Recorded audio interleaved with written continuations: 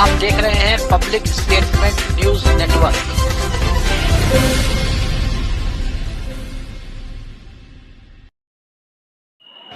वहाँ के सीसीटीवी कैमरे देखे गए थे, जिन जिन मानकों के हिसाब से होटल संचालित किए जाते हैं, देखा जाए तो उस होटल में लगभग सारे मानकों की धज्जियां उड़ाई जा रही थी, क्योंकि उस होटल में ना तो रजिस्टर रूम का मेंटेन था।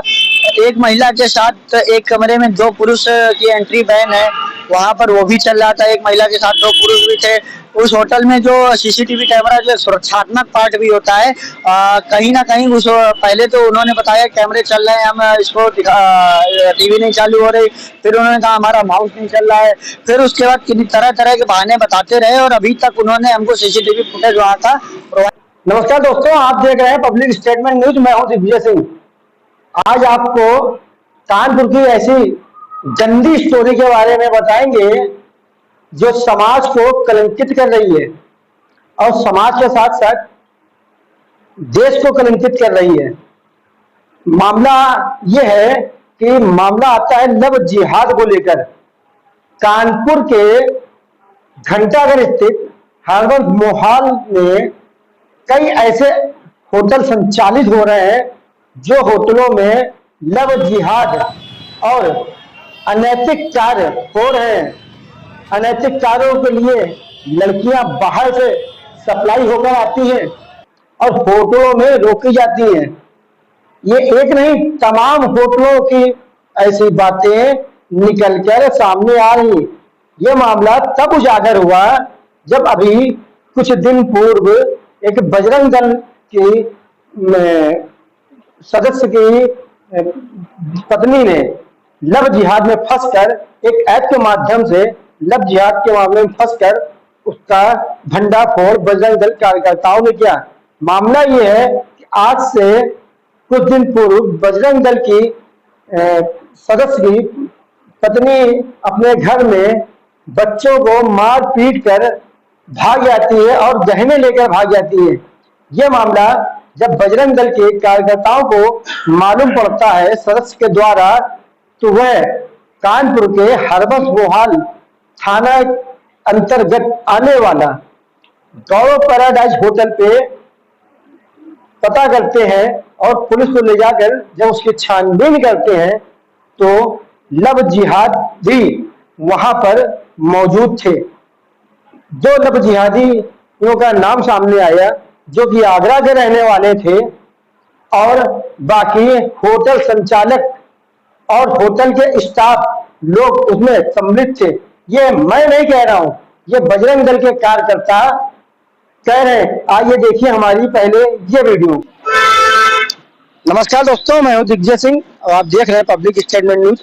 आज हमारे साथ एक खास मेहमान है, बजरंग दल के महानगर प्रमुख कृष्णा तिवारी जी। इन्होंने समाज में बहुत से ऐसे कार्य किए हैं, बहुत से जो भी गलत कार्य होते हैं उनको हमेशा रोकने का कार्य किया है। धर्म अंतरण और कोई मंदिर अगर कोई क्षतिग्रस्त करता है या कोई भी आपराधिक गतिविधियों में संलिप्त होता है, उसकी बातों को आगे उठाया है। तो हमारे साथ कृष्णा तिवारी से पूछते हैं, 3 दिन पहले घंटाघर में एक क्या मामला था पूरा?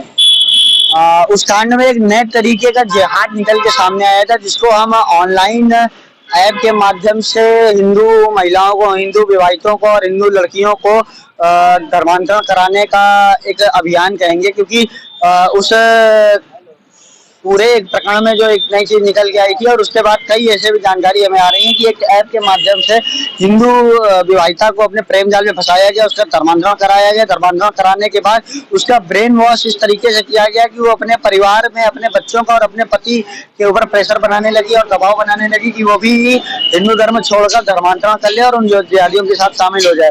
पति ने जब इस बात का विरोध किया तो विरोध स्वरूप पति से उसने झगड़ा किया। झगड़ा करने के बाद बच्चे को बुरी तरीके से पीटा। पीटने के बाद घर से कुछ ज्वेलरी और रुपया पैसा लेके घर से निकल गई। पति ने जब जानकारी की पत्नी कहाँ गई है तो पता चला कि एक गौरव पैराडाइज करके होटल है, वहां पर रुकी हुई है। उसने इस बात की सूचना बजरंग दल को दी।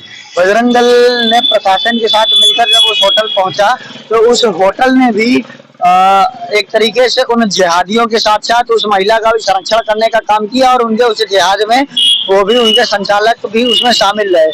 लेकिन बजरंग दल ने जब थोड़ी सी सख्ती दिखाई, प्रशासन ने थोड़ी सी सख्ती दिखाई और पूरी होटल को प्रशासन ने ठीक तरीके से जांचा, तब वह महिला वहीं पर पाई गई और उसकी जब एंट्री पता की गई कि रजिस्टर में उनकी एंट्री है कि नहीं, तो उसकी एंट्री भी नहीं हुई। परिणाम स्वरूप उनको थाने लाया गया। थाने लाने के बाद जो भी संवैधानिक कार्रवाई थी प्रशासन के द्वारा, संवैधानिक कार्रवाई करके उन्हें जेल में भेजा गया और उनका नेटवर्क कहाँ कहाँ तक है, वो कहाँ से आए और उनका सोर्सेस क्या क्या है, उसकी सारी जानकारी समय कानपुर पुलिस कर रही है। उसमें जैसा कि महिला कहाँ पे पकड़ी गई थी? महिला गौरव पैराडाइज होटल के अंदर पकड़ी गई थी और कहीं ना कहीं जो होटल संचालक हैं वो संचालक भी इस पूरे जिहाद और इस पूरे गैंग में शामिल हैं। कौन से कमरे में पकड़ी गई थी?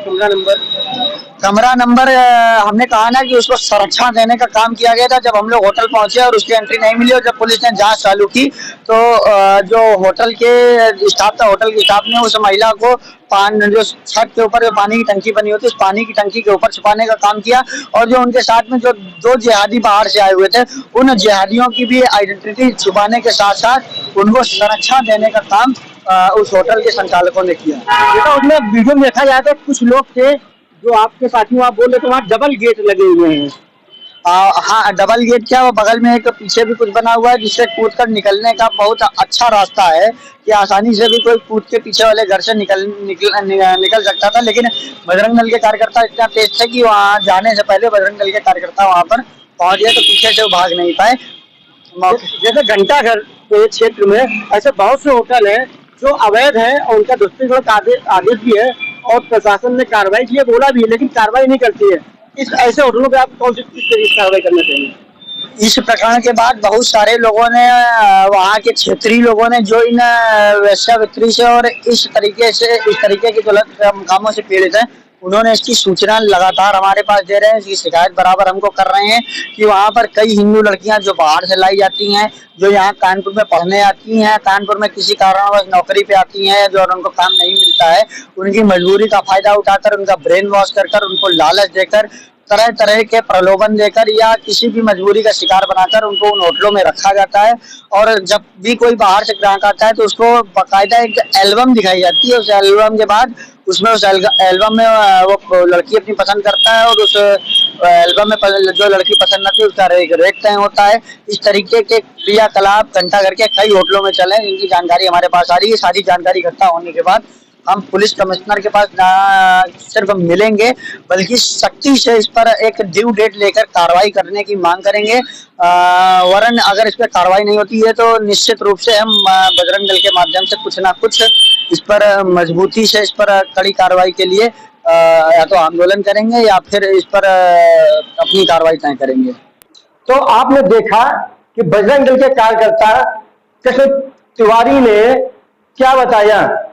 बजरंग दल के कार्यकर्ता ने बताया कि कानपुर के जैसे होटलों में बिना एंट्री के लोगों को कमरा दे दिया जाता है, जो कि देश के लिए भी खतरनाक है और समाज के लिए भी खतरनाक है। बहुत दफे समाचार माध्यमों से मालूम पड़ा और देखा भी गया कि एटीएस की टीम ने घंटाघर के होटलों से बहुत सारे आतंकी भी पकड़ के ले गए। एक एक करके कभी ना कभी कोई ना कोई छापा ऐसा पड़ा करता है। वो यही लोग होते हैं जो अपने होटलों में पैसा कमाने के चक्कर में लोगों की एंट्री नहीं करते हैं और ज्यादा पैसे के लालच में इन गंदे लोगों को कमरा दे देते हैं, जो कि लोग कानपुर में आकर यहाँ रुक कर ऐसे गंदे कामों को अंजाम देते हैं। तो कहीं ना कहीं वहाँ का जो सीसीटीवी छुपाने का काम किया जा रहा है या फिर वहाँ के जो कैमरे हैं वो खराब पड़े हैं। प्रशासन ने जो एक नियम बना रखे हैं उन सभी नियमों की वहाँ के जितने भी होटल हैं सब पूरी तरीके से धज्जियां उड़ा के रखे हुए। होटल मालिक की गिरफ्तारी भी तक नहीं हुई है। इसमें होटल मालिक का क्या, होटल संचालक जो है उनकी गिरफ्तारी होनी है, क्योंकि होटल मालिक ने तो कहा है कि उनका स्पष्टीकरण ये है कि हमने तो होटल दे दिया था, लेकिन जिम्मेदारी उनकी भी बनती है कि आपने ऐसे कह रहे जिम्मेदार लोगों को क्यों ऐसा ऐसे लोगों को क्यों दिया जो इस तरीके के घटनाक्रम कर रहे हैं। वहाँ पर आतंकवादी घटनाएं हो रही होती तो उसका जिम्मेदार कौन होता? मालिक ही होगा जिम्मेदार इसका तो। बिल्कुल, होटल संचालक के साथ साथ होटल मालिक भी उतना ही जिम्मेदार इसमें ठहराया जाएगा। इसकी अगर गिरफ्तारी नहीं होती तो आप लोग। बिल्कुल, हम प्रशासन से बराबर बात कर रहे हैं कि अभी तक जिन 12 लोगों के ऊपर FIR हुई है उसमें से मात्र 3 लोगों की, सिर्फ वही 3 की गिरफ्तारी हुई है जिनको हम लोगों ने मौके से पकड़ कर भेजा। और अभी तक वो जो और 8 लोग हैं, तो 8-9 लोग जो बच कर घूम रहे हैं, कब तक बचकर घूमते रहेंगे। प्रशासन एक अपनी तय सीमा तय करे कि कब तक हम उनकी गिरफ्तारी कर उन पर ठोस कार्रवाई करेंगे और ऐसी कार्रवाई की अन्य होटलों को सीख मिले और जहाँ पर इस तरीके का कोई दूसरा कृत्य न हो।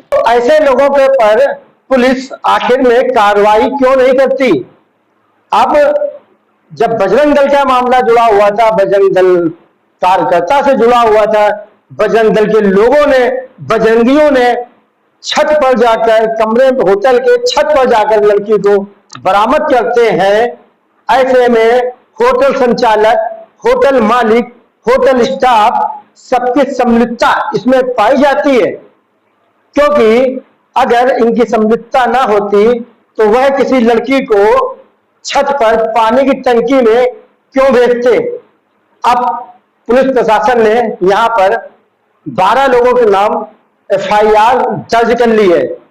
उन 12 लोगों में 2 तो आगरा के लोग थे, एक वह महिला थी, बाकी अज्ञात में है और बाकी होटल मालिक कुमार सिंह का भी नाम है, जो कि ये लव जिहाद जैसे कार्य को अंजाम देते हैं। और एक मामला वही सामने ये आता है कि इस होटल में 2 रास्ते हैं।